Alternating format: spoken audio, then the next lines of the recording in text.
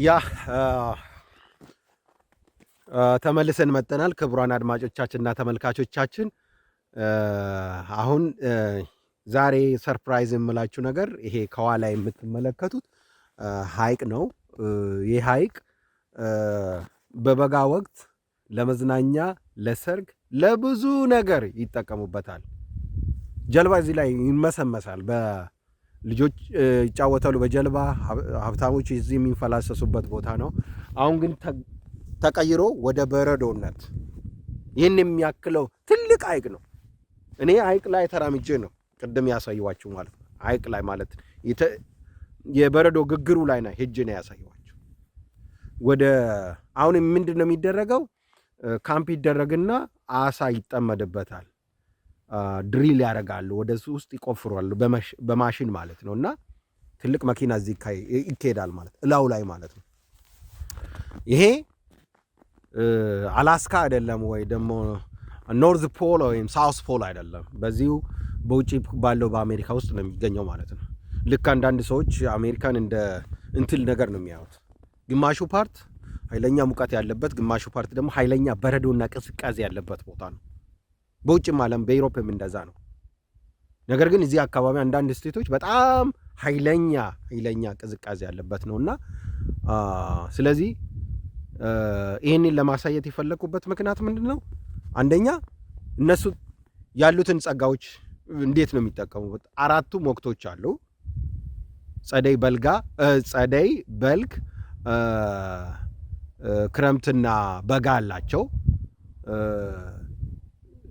ጸደይ፣ በልግ፣ ክረምትና በጋ አላቸው ማለት ነው።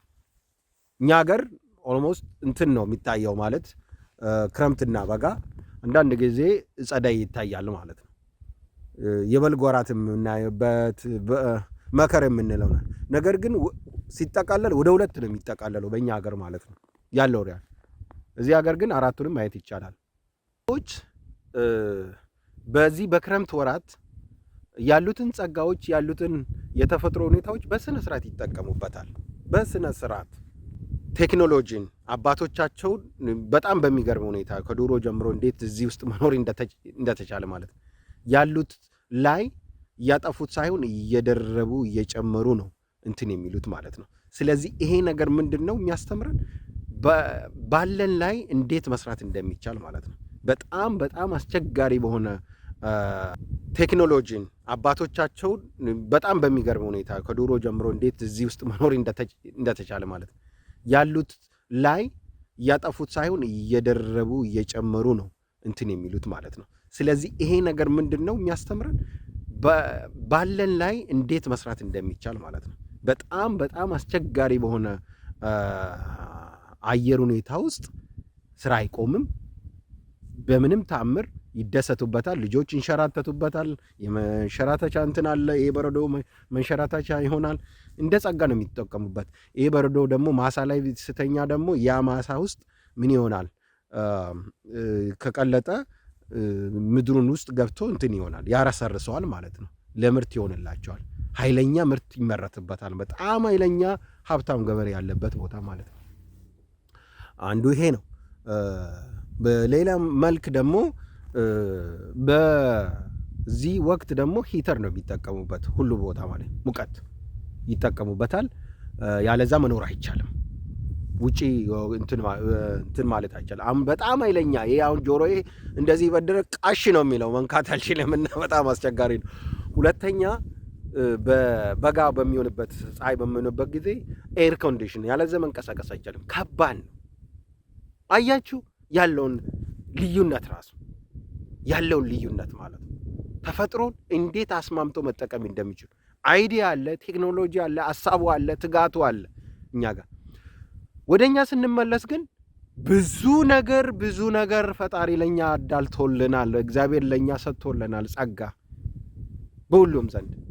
ያንን ጸጋን ያላወቅነው በየሚዲያ የምናያቸውን ጥላቻ፣ መርዘኝነት እንትኖቹን ለምንድን ነው ወጣ ብሎ ይህንን አሳይተው ሌሎች የበለጠ ያለን ላይ እንድንተጋ የማናደርገው ነገር? ህሊ ይዞን ባለችም ትንሽ የቦታ ላይ መስራት እንድንችል ለምንድን ነው የማያደርጉት? ሰርተን እንዳንለወጥ እኮ ነው ተልኮ እየሰጡን ያለው። ሰርተን እንዳንለወጥ፣ ሀገራችን እንዳንወድ፣ እንዳንከባበር፣ አብሮን እንዳንኖር፣ ባሉን ጸጋዎች በቃ ይህንን የሚያደርግ ሰው የለም። ተመልከቱ ወገኖች፣ አንሞኝ በሌሎች ተገፍተን እናንዴ ወንድምና እህትን በቃ አንጸየፍ፣ አንጥላ። በእምነት በብሔር ምናምን ውስጥ አድንም እሱ ሰማይ ቤት እንደፈለግከው እንደ እምነት ብትሄድ ብሔር ወይም እምነት አይደለም። ይህን የሰራው ስራ ነው። በቃ ቆም ካልቆም እሱ አይደለም። ለእውነት ግን መስራት ይጠቅማል። ለህሊናም፣ ለሰማዩም፣ ለምድሩም ለህሊናም ይጠቅማል። ስለዚህ እባካችሁ ሚዲያ ላይ ቁጭ ብላችሁ ወገኖቻችንን የምታባሉ ሰዎች እረፉ። በቃ ይስራበት፣ ሰው ይለወጥበት። በቃ እና ይሄ ነው፣ ለዚህ ነው ይሄ ነው ድንገቴ ፈንጠዝያ ወገኖቼ። ብዙ ነገር አለ የማሳያችሁ ከዚህ በኋላ እኔ ማለት ሰምተን አዳመጥናቸው በቃ ልንለው ይገባል። ወጣቶቻችን በብዙ ነገር በስድብ በጥላቻ በምናምናረግ ማለት ሰርቶ መለወጥ ይቻላል። ፖሊሲና ስትራቴጂ መቅረጽ ብቻ ነው የሚሆነው። ስንቱ አለ አይደለም እንደ እዚህም ሀገር ምሁራኖችም አሉ። በምህንድስና፣ በቴክኖሎጂ፣ በአግሪካልቸር፣ በሁሉ ነገር በሕክምና ምጡቆ የሆኑት የኢትዮጵያ ልጆች አሉ። ሁሉም ማህበረሰብ ባይዘው የሰው ልጅ እኩል ነው እና ኢትዮጵያኖች ትጋት አላቸው። ነገር ግን አንዳንዶቹ ደግሞ እዚህ ግባ ሚዲያ ላይ ቁጭ በተገኘው እንትን ቁጭ ብሎ ህዝብን ከህዝብ ተቆርቋሪ ይመስላሉ። እመኑን፣ ክፍያ ከሌላቸው ፈንድ የሚያደርጋቸው ሰዎች ከሌሉ አይሰሩም፣ አያጋጩም። እንደ ማንኛውም ሰው ሰርቶ ይበላል። እኔ ሰርቼ ነው ልጆችን የማሳድገው ምበላ። በቃ አለቀ። ለምን ኢንተርቴን የሚሆን ለምን እንደሚያስማማን አንድ የሚያደርገን ነገር ምሁርነን ተብዬ ይሄ ቁጭ ብሎ በየሜዲያ የማያቸው እኔም ማዝነው ምሁራኖቹ ተብዬው ነው፣ በእንትኖቹን አይደል። የሚያጋጭ ሀሳብ፣ የሚያባላ ሀሳብ እንዴት ነው ይህን ነገር መጠቀም ይችላል? አሁን በረዶ ውስጥ ነው ያለው። ይኸው እነሱ ይኸው ትሪል አድርገው ይጠቀሙበታል። ይኸው ተመልከቱ፣ ላሳያቸው አንድ ነገር